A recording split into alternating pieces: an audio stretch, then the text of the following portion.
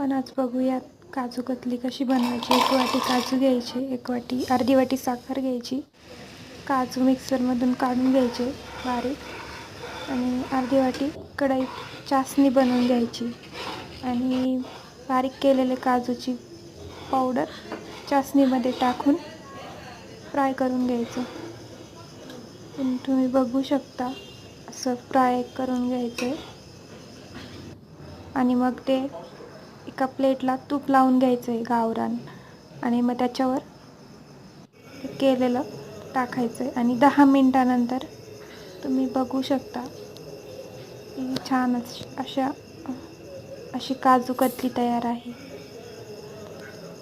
Like करा आणि subscribe करा।